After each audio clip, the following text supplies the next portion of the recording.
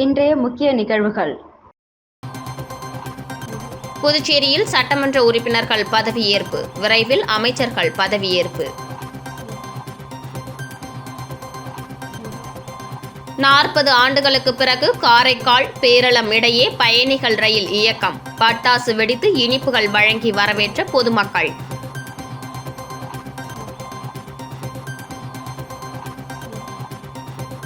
திமுக சட்டமன்ற உறுப்பினர்கள் எண்ணிக்கை குறைவிற்கு காங்கிரசுடனான கூட்டணி குழப்பமே காரணம். எதிர்க்கட்சித் தலைவர் நாஜிம் குற்றச்சாட்டு.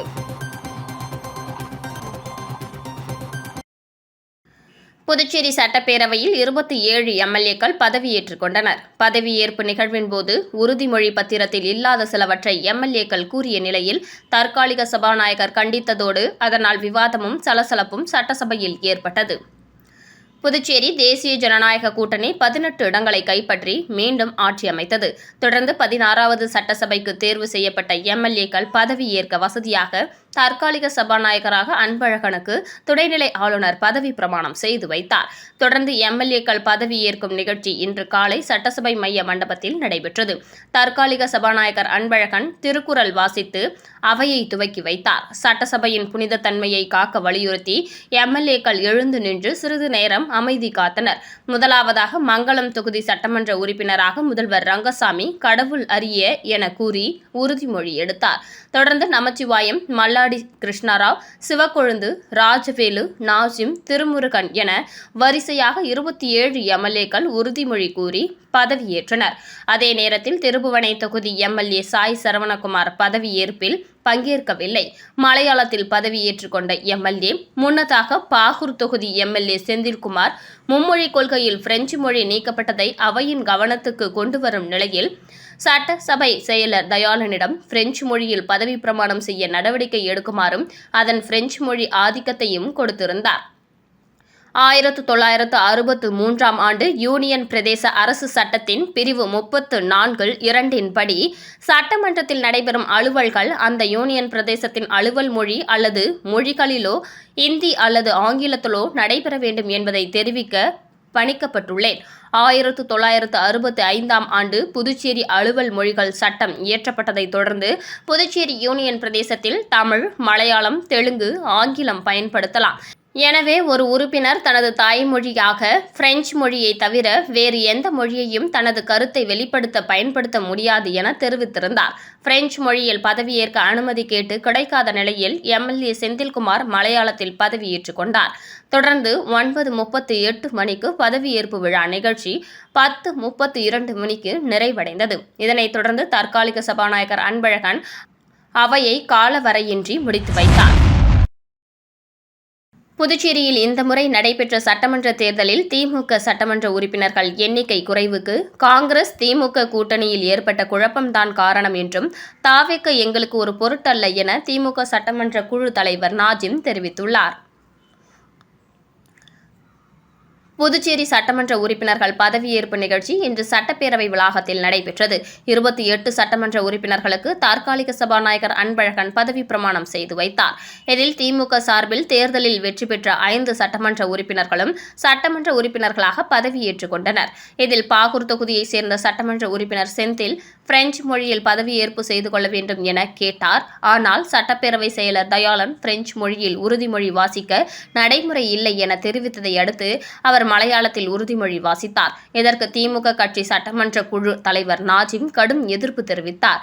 தொடர்ந்து செய்தியாளர்களை சந்தித்த அவர், புதுவை மாநிலத்தில் பிரெஞ்சு மொழி அகற்றப்படும் என்ற அச்சம் இருந்ததால் தான் அவர் பிரெஞ்சில் பதவியேற்பு செய்ய வேண்டும் என கேட்டார். பிரெஞ்சு மொழி நல்ல மொழி, அதனை காப்பாற்ற நாங்கள் உள்ளோம். தொடர்ந்து பிரெஞ்சு மொழி சட்டமன்றத்தில் ஒலிக்கும் என்பதையும் தெரிவித்துக் கொள்கிறேன். மும்மொழி கொள்கையில் தொடர்ந்து திமுக சார்பில் எங்கள் எதிர்ப்பினை நாங்கள் தெரிவித்துக் கொண்டுதான் இருப்போம் என தெரிவித்தார். தொடர்ந்து அமைச்சரவை தாமதம் மற்றும் சட்டமன்ற தேர்தலில் திமுக உறுப்பினர்கள் குறைந்தது குறித்து செய்தியாளர்கள் எழுப்பிய கேள்விக்கு பதிலளித்த சட்டமன்ற உறுப்பினர் நாஜிம், அமைச்சரவையில் தாமதத்திற்கு முற்றுப்புள்ளி வைக்க வேண்டியது முதலமைச்சர் கடமை. தாமதம் ஆவதினால் பல்வேறு வதந்திகள் வரத்தான் செய்யும். அது இயல்பு. விரைவில் சபாநாயகரை தேர்ந்தெடுத்து சபையை கூட்ட வேண்டும். மேலும் திமுக சட்டமன்ற உறுப்பினர்கள் எண்ணிக்கை குறைவுக்கு திமுக காங்கிரஸ் கூட்டணியில் ஏற்பட்ட குழப்பம்தான் காரணம். அதில்தான் சட்டமன்ற உறுப்பினர்கள் எண்ணிக்கையை நாங்கள் இழந்திருக்கிறோம். வருங்காலங்களில் அதிக இடங்களில் திமுக புதுச்சேரியில் வெற்றி பெறும். தாவேக எங்களுக்கு ஒரு பொருட்டல்ல என தெரிவித்தார்.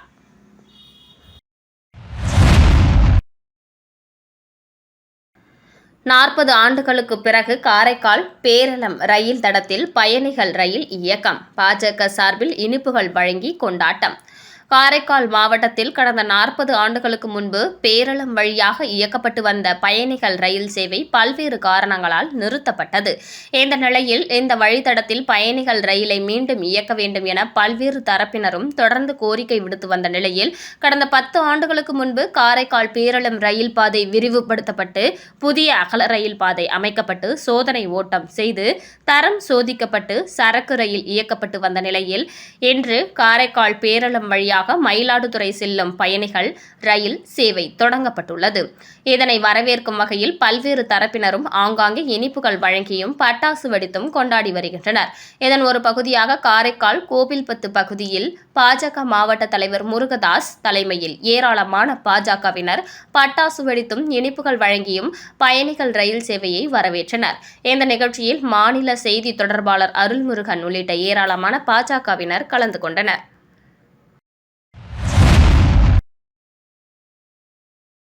நீட் தேர்வை நாடு முழுவதும் முற்றிலுமாக ரத்து செய்ய வேண்டும் என்பதை வலியுறுத்தி புதுச்சேரியில் திராவிடர் கழகம் சார்பில் கண்டன ஆர்ப்பாட்டம் நடைபெற்றது. நாடு முழுவதும் மருத்துவ படிப்புக்கான ஒருங்கிணைந்த நுழைவுத் தேர்வாக நீட் நடைமுறையில் உள்ள நிலையில் கடந்த சில ஆண்டுகளாக இந்த தேர்வை சுற்றி பல்வேறு சர்ச்சைகள் தொடர்ந்து எழுந்து வருகின்றன. குறிப்பாக வினாத்தாள் கசிவு, தேர்வு முறைகேடு, தனியார் பயிற்சி மையங்களின் ஆதிக்கம், கிராமப்புற மற்றும் ஏழை மாணவர்களுக்கு ஏற்படும் பாதிப்புகள் உள்ளிட்ட காரணங்களால் நீட் தேர்வுக்கு எதிராக அரசியல் கட்சிகள் மற்றும் மாணவர் அமைப்புகள் தொடர்ந்து குரல் எழுப்பி வருகின்றனர். மேலும் நீட் தேர்வு காரணமாக மாணவர்களுக்கு கடுமையான மன அழுத்தம் ஏற்படுவதாகவும் தற்கொலை சம்பவங்கள் அதிகரித்து வருவதாகவும் சமூக அமைப்புகள் கவலை தெரிவித்து வருகின்றன. இந்த நிலையில் நீட் தேர்வை முற்றிலுமாக ரத்து செய்ய வேண்டும் என்பதை வலியுறுத்தி புதுச்சேரி மாநில திராவிடர் கழகம் சார்பில் அண்ணா சிலை அருகே கண்டன ஆர்ப்பாட்டம் நடைபெற்றது.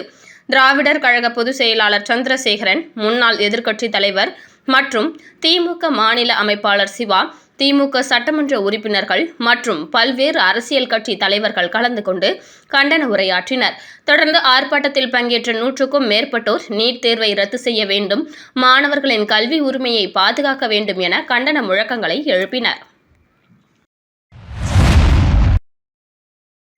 புதுச்சேரியில் இரவு பெய்த மழையினால் குளிர்ச்சியான சூழல் நிலவியது. மேலும் கோடை காலத்தில் 2 நாட்களுக்கு ஒரு முறை மழை பெய்வதால் விவசாயிகள் மகிழ்ச்சி அடைந்தனர்.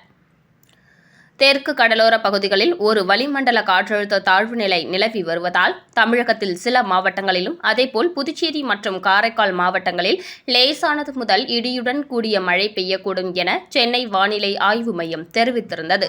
இந்த நிலையில் கடற்கரை சாலை, உப்பளம், ராஜ்பவன், முத்தியால்பேட்டை உள்ளிட்ட அனைத்து நகர பகுதிகளிலும் அதேபோல் சோம்பட்டு, திருக்கனூர், மதகடிப்பட்டு, பாகூர், காலாப்பட்டு, சேதராப்பட்டு உள்ளிட்ட அனைத்து கிராம பகுதிகளிலும் இரவு 8 மணி முதல் இடியுடன் கூடிய மழை பரவலாக பெய்தது. தொடர்ந்து நள்ளிரவு வரை மழை விட்டு பெய்ததன் காரணமாக புதுச்சேரி முழுவதும் குளிர்ச்சியான சூழல் நிலவியது.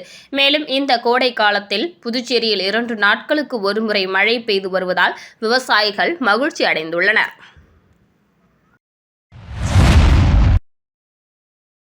காலாப்பட்டு தொகுதி சட்டமன்ற உறுப்பினராக செந்தில் பதவியேற்றுக் கொண்டார். புதுச்சேரியில் நடந்து முடிந்த சட்டமன்ற தேர்தலில் காலாப்பட்டு தொகுதியில் திமுக சார்பில் செந்தில் போட்டியிட்டு வெற்றி பெற்றார். தொடர்ந்து சட்டமன்ற தேர்தலில் வெற்றி பெற்றவர்கள் சட்டமன்ற உறுப்பினர்களாக இன்று சட்டப்பேரவையில் பதவியேற்றனர். தற்காலிக சபாநாயகர் அன்பழகன் முன்னிலையில் காலாப்பட்டு தொகுதி சட்டமன்ற உறுப்பினராக பதவியேற்றுக் கொண்டார். செந்தில் என்கின்ற ரமேஷ் என்ற நான் சட்டப்பேரவையின் நிறைவேற்றப்பட்டுள்ள இந்திய அரசியலமைப்பின் உண்மையான நம்பிக்கையும் பற்றுறுதியும் கொண்டிருப்பேன் என்று நாட்டின் இறையாண்மையும் ஒருமைப்பாட்டையும் நிலைநிறுத்துவேன் என்று நான் உறுதியாக மேற்கொள்ள இருக்கும் கடவுளின் பெயரால் நேர்முறையில் நிறைவேற்றுவேன்.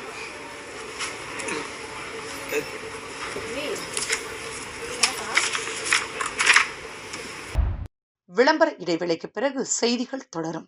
தனம் சேல் சென்டர் இருக்கு, சம்மர் டென்ஷன் எதுக்கு?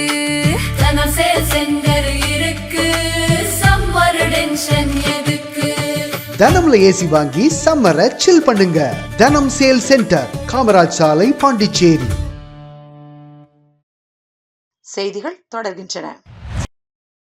காமராஜ் நகர் தொகுதியில் சட்டமன்ற உறுப்பினராக பதவியேற்றுக் கொண்டார் லட்சிய ஜனநாயக கட்சியின் தலைவர் ஜோஸ் சார்லஸ் மார்டின். அவருக்கு தற்காலிக சபாநாயகர் அன்பழகன் பதவி பிரமாணம் செய்து வைத்தார். தொடர்ந்து முதலமைச்சர் ரங்கசாமி அவருக்கு பொன்னாடை மற்றும் பூங்கொத்து வழங்கி வாழ்த்துக்களை தெரிவித்துக் கொண்டார். ஜோஸ் சார்ல்ஸ் மார்டின் ஆகிய நான் புதுச்சேரி சட்டப்பேரவையின் ஒரு உறுப்பினராக தேர்ந்தெடுக்கப்பட்டிருப்பதனால் நான் சட்டத்தினால் நிறுவப்பெற்றவனான இந்திய அரசியல் அமைப்பில் உண்மையான பற்றார்வமும் பற்றுறுதியும் கொண்டிருப்பேன் என்றும் நான் இந்தியாவின் இறை ஆண்மையும் ஒருமைப்பாட்டையும் உறுதியாக பற்றி நிற்பேன் என்றும் நான் மேற்கொள்ளவிருக்கும் கடமையினை பற்றார்வத்தோடு ஆற்றுவேன் என்றும் கடவுளின் பெயரால் ஆணையிட்டு கூறுகிறேன். மத்திய அரசின் நிலைப்பாட்டால் பிரெஞ்சு மொழி நிலை குறித்து கவனம் ஈர்க்க அனுமதி கிடைக்காததால் சட்டப்பேரவையில் மலையாளத்தில் திமுக சட்டமன்ற உறுப்பினர் செந்தில்குமார் உறுதிமொழி ஏற்றார்.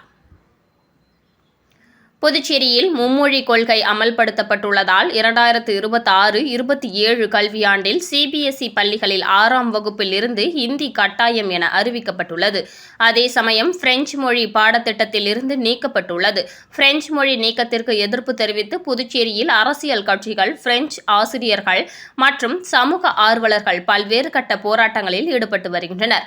புதுச்சேரி பாகூர் தொகுதியில் தேர்ந்தெடுக்கப்பட்டவர் திமுக எம்எல்ஏ செந்தில்குமார். அவர் பதவியேற்கும் போது மலையாளத்தில் உறுதிமொழி வாசித்தார். பிரெஞ்சு மொழியில் உறுதிமொழி வாசிக்க அனுமதி கேட்டிருந்தார். ஆனால் சட்டப்பேரவை செயலர் தயாளன் பிரெஞ்சு மொழியில் உறுதிமொழி வாசிக்க நடைமுறை இல்லை என பதில் தெரிவித்திருந்தார். அதையடுத்து அவர் மலையாளத்தில் உறுதிமொழி வாசித்தார். இது பற்றி எம்எல்ஏ செந்தில்குமாரிடம் கேட்டதற்கு, புதுச்சேரியில் பிரெஞ்சு மொழியின் நிலை குறித்து நான் கவனத்தை ஈர்க்க விரும்பினேன். ஆனால் சபாநாயகர் மறுத்துவிட்டார். எனவே எனது எதிர்ப்பை பதிவு செய்து பிரெஞ்சு மொழியின் நிலை குறித்து கவனத்தை ஈர்க்க நான் மலையாளத்தில் பதவி பிரமாணம் எடுத்துக்கொண்டேன் என்றார்.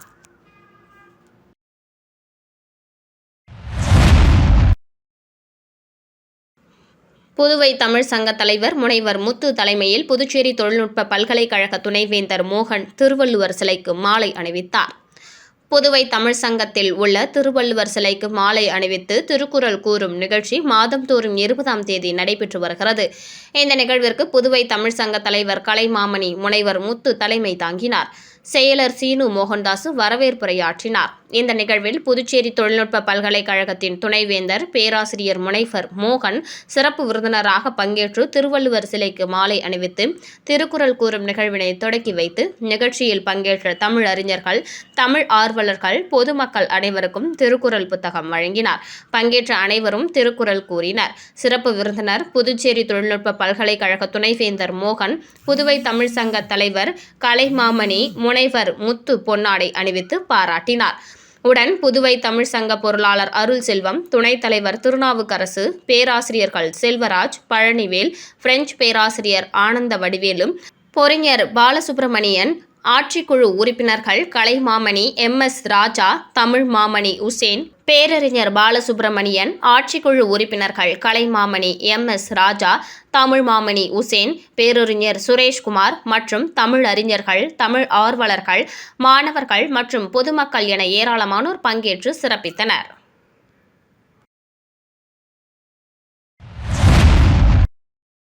தமிழக அதிமுக சட்டமன்ற உறுப்பினர் லட்சிய ஜனநாயக கட்சியின் தலைவர் சார்லஸ் மார்டின் தாயார் லீமா ரோஸ் மார்டின் மற்றும் லட்சிய ஜனநாயக கட்சி தலைவர் ஜோஸ் சார்லஸ் மார்டின் ஆகியோர் முதல்வர் ரங்கசாமிக்கு பொன்னாடை மற்றும் பூங்கொத்து வழங்கி வாழ்த்துக்கள் தெரிவித்துக் கொண்டனர். தொடர்ந்து முதலமைச்சர் ரங்கசாமி அவர்களுக்கு திரு அண்ணாமலையின் புகைப்படம் வழங்கி வாழ்த்து பெற்றார். பாரிஸ் அந்நிய வேத போதக சபையின் 250ஆம் ஆண்டு நிறைவு விழா காரைக்காலில் வரும் 26ஆம் தேதி கொண்டாடப்பட உள்ளது. பாரிஸ் அந்நிய வேத போதக சபை என்பது 17ஆம் நூற்றாண்டில் பிரான்சில் நிறுவப்பட்ட கத்தோலிக்க மறைப்பணி அமைப்பாகும். ஆசிய நாடுகளில் கிறிஸ்துவத்தை பரப்புவதற்காகவும் உள்ளூர் குருக்களை உருவாக்குவதற்காகவும் இந்த சபை உருவாக்கப்பட்டது. போர்த்துகீசியர்களின் ஆதிக்கத்தை தவிர்ப்பதற்காக 17ஆம் நூற்றாண்டில் இந்த சபையின் குருக்கள் தரைமார்க்கமாக பாரசீகம் மற்றும் இந்தியா வழியாக ஆசியாவை அடைந்தனர். தமிழ்நாட்டில் 18ஆம் நூற்றாண்டுகளில் புதுச்சேரியை மையமாக கொண்டு தமிழகத்தில் தீவிரமாக செயல்படத் தொடங்கினர். இயேசு சபை குருக்களுக்கு பிறகு புதுச்சேரி மற்றும் அதனை சுற்றியுள்ள பகுதிகளில் இவர்கள் திருச்சபை பணிகளை மேற்கொண்டனர். ஆன்மீக பணி மட்டுமின்றி தமிழ் மற்றும் பிற ஆசிய மொழிகளில் அகராதிகள், இலக்கண நூல்கள் மற்றும் வேத போதனைகளை எழுதினர். பல புதிய தேவாலயங்களை பிரெஞ்சு கோதி கட்டிடக்கலை பாணியில் கட்ட பங்களித்துள்ளனர். இந்த நிலையில் பாரிஸ் அந்நிய வேத போதக சபையின் 250ஆம் ஆண்டு நிறைவடைந்ததை அடுத்து அதனை நினைவு கூறும் வகையிலும் கொண்டாடும் வகையிலும் காரைக்கால் புனித தேட்டருவு அன்னை ஆலயத்தில் வரும் 26ஆம் தேதி பாரிஸ் அந்நிய வேத போதக சபையின் 250ஆம் ஆண்டு நிறைவு விழா நடைபெற உள்ளதாக மாவட்ட பங்கு குரு பால் ராஜ்குமார் தெரிவித்துள்ளார். இந்த நிகழ்ச்சியில் கடலூர், புதுச்சேரி மறை மாவட்ட பேராயர் பிரான்சிஸ் பங்கேற்க உள்ளதாகவும் அவர் தெரிவித்தார். நிகழ்ச்சி நாளன்று கொடி அணிவகுப்பு மற்றும் கொடியேற்றம், அதனைத் தொடர்ந்து பாரிஸ் அந்நிய வேத போதக சபை குறித்த கருத்தரங்கம், அதனைத் தொடர்ந்து காரைக்கால், புதுச்சேரியில் பணியாற்றிய குருக்களின் வரலாறு என 250 ஆண்டு வரலாற்றை நினைவு கூறும் வகையில் இந்த நிகழ்வு நடைபெற உள்ளதாக தெரிவித்துள்ளார்.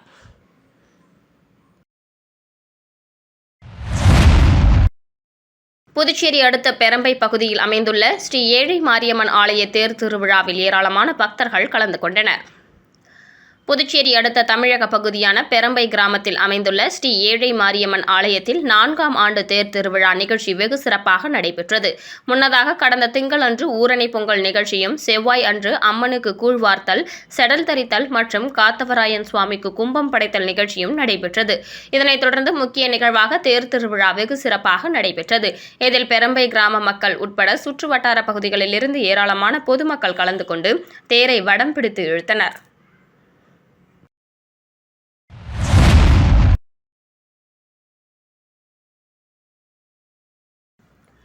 வாய்க்கால்கள் தூர்வாரும் பணிகள் குறித்து விவசாயிகள் மற்றும் பொதுப்பணித்துறை அதிகாரிகளுடன் சட்டமன்ற உறுப்பினர் GNS ராஜசேகரன் ஆலோசனை மேற்கொண்டார்.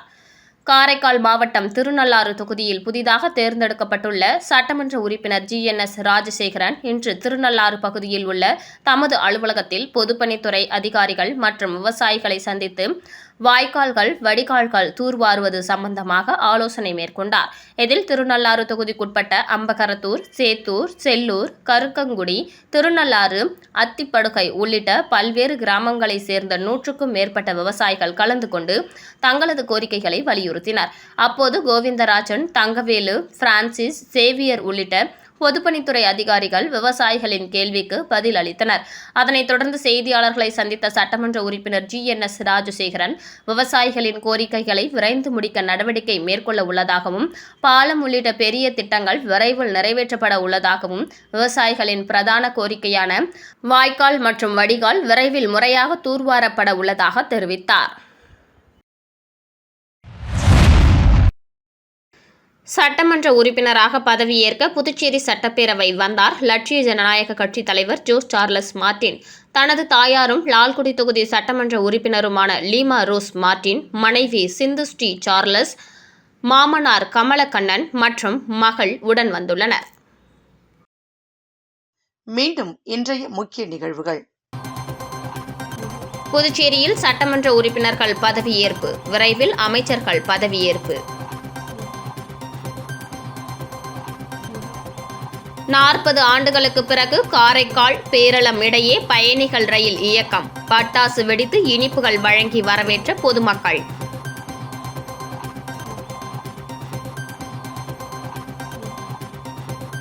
திமுக சட்டமன்ற உறுப்பினர்கள் எண்ணிக்கை குறைவிற்கு காங்கிரசுடனான கூட்டணி குழப்பமே காரணம், எதிர்க்கட்சித் தலைவர் நாஜிம் குற்றச்சாட்டு.